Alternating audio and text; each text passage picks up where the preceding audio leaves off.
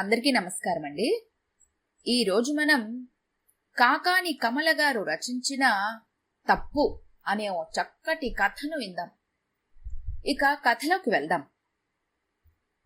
అవును, అతను ముమ్మాటికి సంస్కారవంతుడే అంది సరిత మొండిగా, భర్తకి ఎదురు సమాధానం చెప్తున్నట్లు. ఛట్ నోర్మై, వాడు సంస్కారవంతుడా? ఒట్టి రోగ్. నువ్వు వాడు ఎంత చిన్ననాటి స్నేహితులు, క్లాస్మేట్స్ అయితే మాత్రం ఇప్పుడు నీకు పెళ్ళయింది, బిడ్డ తల్లివి. భర్త ఇంట్లో లేని సమయం చూసి నీకోసం నిత్యం వాడు రావటం, వాడితో నువ్వు ఎకియకలు పకపకలు, ఇది సంస్కారమా? సరిత పొగరుగా తల ఎగరేసింది. ఏ, ఎందుకు కాదు? మీ స్నేహితుడు సత్యమూర్తి చనిపోయాడు. అతని భార్య ఒంటరిదయ్యింది, దుఃఖంతో ఉంది. స్నేహితుడి భార్యని ఆదుకోవటం ధర్మం అంటూ మీరు పగలు రాత్రి ఆ సత్యనారాయణ ఇంట్లోనే ఉంటున్నారు కదా. ఆవిడ మనసుకి సంతోషం కావాలంటూ పగలు రాత్రి స్కూటర్ మీద తిప్పుతున్నారే. నువ్వే కావాలి సినిమాకి తీసుకెళ్లమని, లుంబిని పార్క్కి తీసుకెళ్లమని నేను పాప ఎన్నోసార్లు అడిగాము. వీలు కుదరదు, బిజీ పనులు ఉన్నాయన్న మీరు ఆమెని నువ్వే కావాలి సినిమాకి మొదటి ఆటకి టికెట్లు దొరకలేదని రెండో ఆటకి తీసుకెళ్లారు. ఆ రాత్రి 2ంటికి ఇంటికొచ్చారు. భోజనం వాళ్ళింట్లోనే తిన్నారు. మీ ఇద్దరూ ఫిల్మ్ సిటీకి వెళ్లారని, మాదాపూర్లో కనిపించారని ఎవరో చెబితే నాకు తెలిసింది. మీరు ఆవిడతో కలిసి వెళ్లారు, కనీసం నాకు చెప్పలేదు. అదేమంటే ఆవిడ దుఃఖంలో ఉంది, ఆదుకోవాలి, లేకపోతే ఏదన్నా అఘాయిత్యం చేస్తుంది అన్నారోసారి. భర్త పోయిన కొత్తలో బొట్టు పూలు తీసేసింది, ఇప్పుడు బొట్టు పూలు పెట్టుకుంటోంది. అది తప్పు అని నేను అనను, కానీ ఆవిడ్లో అంత మార్పుకి మీ చేయూత, స్నేహ సహకారం అని నాకు తెలుసు అంది కళ్ళెగరేస్తూ సరిత. ఏ తప్పా? సాటి ఆడదాన్ని చూసి ఏడుస్తున్నావా? దుఃఖంలో కష్టంలో ఉన్న స్నేహితుని భార్యకి ఓదార్పునివ్వటం, కాస్త సహాయపడటం తప్పు కాదే? అరుస్తున్నట్లుగా అన్నాడు గౌరీనాథ్. అవును, తప్పు కాదు, కానీ మీరొక విషయం మర్చిపోతున్నారు. మీ స్నేహితుడు చనిపోయి 7 ఏడాది దాటి 6 నెలలయ్యింది. భర్త ఉద్యోగం ఆవిడికిచ్చారు. ఇప్పుడు ఆవిడ హాయిగా ఉంది, బాగా కోలుకొని నిలదొక్కుంది. ఆమె జీవితం కొలుక్కొచ్చింది. భర్త పోయాడని ఎవరన్నా చెబితే గాని తెలీదు. అంత చక్కగా మామూలు మనిషి అయింది.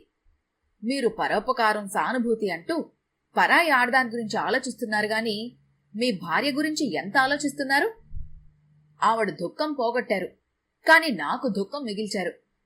మనిద్దరం కలిసి భోజనం చేసి సినిమా చూసి ఎన్నాళ్ళయింది? నా సంగతి సరే, మీరీ పాపని కూడా పట్టించుకోవటం మానేశారు. ఇదివరకు మీరు దీన్ని స్కూటర్ మీద స్కూల్కి దింపేవారే, కాని ఇప్పుడు ఆఫీసు పనులు చాలా ఉన్నాయంటూ పెందరాలే వెళ్ళిపోతున్నారు. కాని మీరు వెళ్లేది ఆఫీస్కి కాదు, ఆవిడింటికి.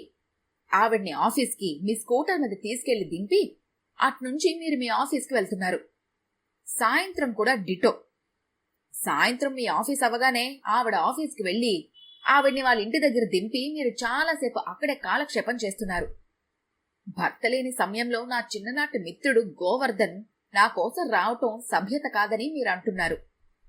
అది సరే, కాని భర్త పోయిన ఆడదానితో సినిమాలు, షికార్లు, స్కూటర్ మీద లిఫ్ట్లు, మధ్యలో పూల దుకాణం దగ్గర బండి ఆపి మీరు పూలదండలు ఆవిడికి కొనియటం, ఆవిడ అక్కడే జడలో పెట్టుకోవటం, అర్ధరాత్రి దాకా ఆవిడతో కాలక్షేపం, కలిసి భోజనాలు, ఇవన్నీ సంస్కారవంతమైన పనులా? మరణించిన స్నేహితుడిపై గౌరవం కిందకే వస్తాయా? గౌరీనాథ్ కంగు తిన్నట్లుగా చూశాడు. మాట పెగల్లేదు. ఎవరో పరాయి ఆడదాని దుఃఖం పోగొట్టడానికి మీరు తాపత్రయపడుతున్నారు, కాని కట్టుకున్న భార్యకి మీరు ఎంత ఆనందం ఇస్తున్నారు? మీ మిత్రుడు సత్యమూర్తి చనిపోవటం వల్ల ఆవిడికి లోటొచ్చింది, కాని నా భర్త బ్రతికుండగానే నాకు ఆనందానికి లోటొచ్చింది కదా. మీరు ఏ లోటు తీర్చడానికి మీ మిత్రుడు భార్య శ్రీలత ఇంటికి వెళ్తున్నారో, తండ్రి పోయిన ఆవిడ 3 ఏళ్ల పసివాడికి ఎలాంటి ప్రేమ అందిస్తున్నారో అలాంటి లోటు నాకు, నా 4 ఏళ్ల కూతురికి కూడా చోటు చేసుకుంది. ఆ లోటు భర్తీ చేసి మా ఇద్దరికి కాలక్షేపం ఇవ్వటానికి నా ఫ్రెండ్ గోవర్ధన్ మన ఇంటికొస్తున్నాడు. అది కుసంస్కారం ఎలా అవుతుంది? మీరు చేస్తే మంచి పని, పరాయివాడు చేస్తే తప్పుడు పనా? అంతేకాదు, మీరు లేని సమయం చూసి గోవర్ధన్ రావటం లేదు. అతను ఎప్పుడు మన ఇంటికొచ్చినా మీరు ఉండటం లేదు. ఉదయాన పాప స్కూల్కి వెళ్లే సమయం కంటే ముందే మీరు వెళ్ళిపోతున్నారు. ఎప్పుడో అర్ధరాత్రి తిరిగి వస్తున్నారు. నా సంసారం గురించి నేను దిగులు పట్టం చూసి ఏ అఘాత్యం చేసుకుంటానోనని నా ఫ్రెండు నాకు ధైర్యం చెప్పడానికి వస్తున్నాడు, అంతే అంది. గౌరీనాథ్ నిరుత్రుడయ్యాడు. పిచ్చివాడ్లా ఆమె కేసి చూశాడు. పైకి విసిరిన రాయి తిరిగి తన తలే పగలగొట్టిందా? తలదించుకుని దీక్షగా కథ రాస్తున్న ప్రముఖ రచయిత వినీత చేతిలో కలం పక్కన పెట్టి విశ్రాంతిగా కుర్చీ వెనక్కి వాలి కళ్ళు మూసుకుంది. పూర్వం కాకి మాంసముక్క కథలో అయితే నక్కబావ పాట పాడమనగానే కాకి నోరు తెరిచి పాట పాడితే మాంసముక్క కింద పడింది. నక్క ఆ మాంసముక్క నోట కరుచుకొని పారిపోతుంది. కాకి ఏడుస్తుంది. కాని ఇప్పుడు అదే కథని చెప్పాలంటే కాకి తెలివిగా నక్క దొంగ బుద్ధిని ముందే కనిపెట్టుకుని మాంసముక్కని కాల కింద తొక్కిపెట్టి నోరు తెరిచి పాట పాడుతుంది.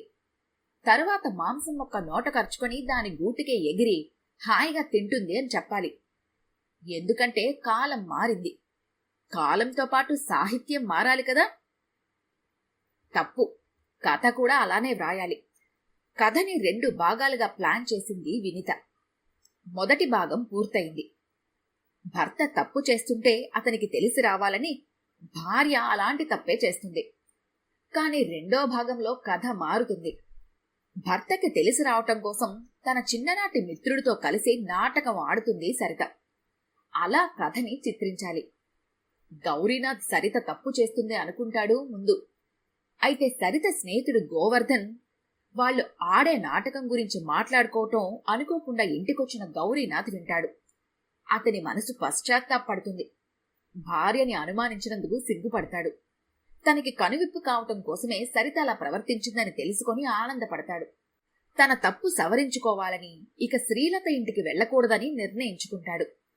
అలా వెళ్లటం స్నేహితుడికి ద్రోహం చేయటమే అవుతుందని కూడా అనుకుంటాడు. గడియారం 12 గంటలు కొట్టగానే అలసటగా కుర్చీలోంచి లేచి రైటింగ్ ప్యాడ్ని జాగ్రత్తగా అల్మరాలో పెట్టి గదిలో లైట్ ఆర్పి విశ్రాంతిగా మంచంలో వాలింది ఆ ప్రముఖ రచయిత.